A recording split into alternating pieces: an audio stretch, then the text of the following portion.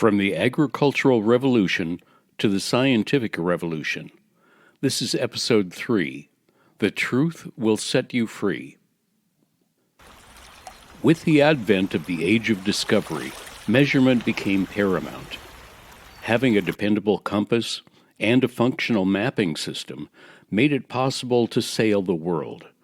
A more truthful experience with nature opened the door to a better life and economic possibilities.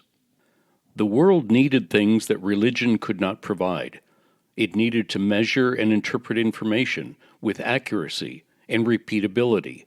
It needed to share dependable knowledge. It needed a system of scrutiny, transparency, and repeatability. It needed science. During the first millennium BCE, the philosophy of logic was dominated by the Greeks. Thales of Miletus raised the study of nature from the realm of the mythical to the level of empirical study. Socrates developed the Socratic method of question and answer. He inspired Plato, who defined the concepts of idea, matter, form, and appearance. This inspired Aristotle, who categorized and subdivided the knowledge of several fields of study. Aristotle introduced the idea of science as originating from known axioms of truth by experience, using deduction to reason the nature of something based on that which is already known. Logical definitions of deduction, induction, and abduction are one of the most notable developments in Greek thought. These concepts relate to temporal frames of reference. Deduction draws inferences logically from premises, or past knowledge, to figure out how things are. This is different from induction, where observation describes and measures what is happening, supporting transparency and repeatability by using empirical data to determine associations and causality. Finally, abduction looks for clues to forensically discern what happened, attempting to reconstruct an event from evidence left after it occurred. Aristotle relied on deduction because there was very little basis for empirical measurement. However, deduction used for anything other than making a best estimate is fraught with risk, because it is very hard to be aware of our assumptions. It is natural to create logical fallacies that influence an audience to support our bias, rather than describe the truth. The end of the first millennium saw quite a bit of scientific activity in early Islam, combining observations, experiments, and rational arguments. However, the most significant development was when Persian polymath Ibn Sina censured the Aristotelian method of deduction. As we get closer to the Renaissance and the Age of Discovery, English monk Roger Bacon described a method based on a repeating cycle of observation, hypothesis, experimentation, and the need for independent verification. Subsequently, William Ockham developed Occam's razor, or the idea that the least number of factors or assumptions could be proposed for the most likely answer. As we get to 1439 and the advent of the printing press, one of the key elements of science appears. Publication is crucial to the process of scrutiny, transparency, and repeatability, all of which are necessary to share and compare results. Then the explosion happened. By the 1600s, the scientific revolution was in full bloom with the life of Galileo.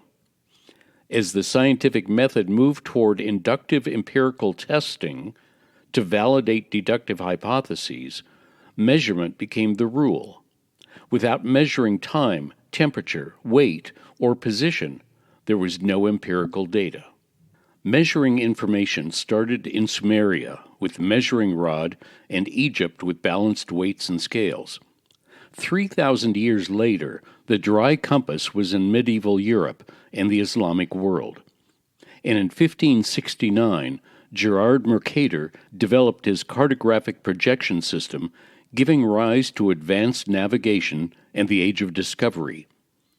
The 1500s also saw the first mainspring watch and the first thermoscope. The 1600s brought the first telescope, compound microscope, barometer, pendulum clock, alcohol thermometer, and weighing scale. The scientific revolution brought new ways to share information.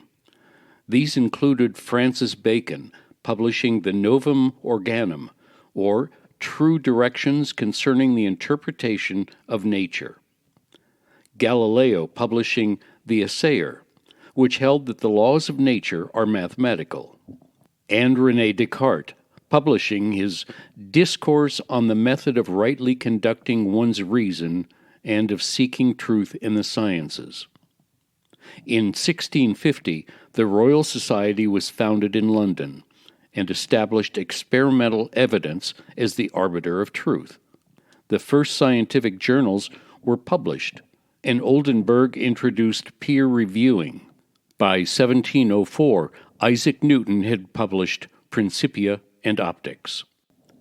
After measuring and sharing information, there was a revolution in processing information. This included standardizing measurement into the metric system, the golden age of probability, and the birth of mathematical statistics. During the French Revolution, the French Academy of Sciences proposed a standard of length that should be based on the size of the Earth.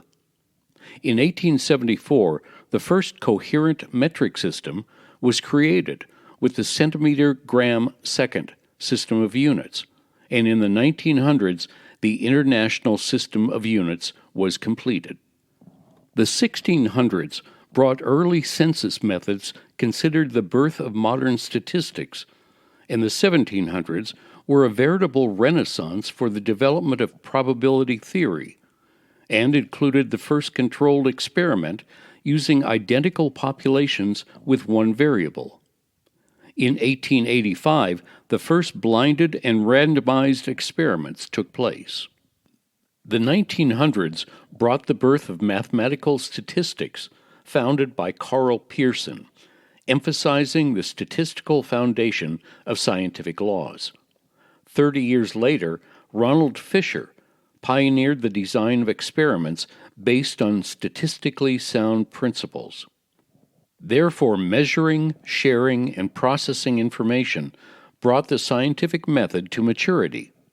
It took a long time for all the pieces to come together, but we finally ended up with a system that uses deduction to give the best plausible estimate, designs experimental methods to empirically test what happens, analyzes the results using statistical analysis, and employs a social process to share and confirm what happened.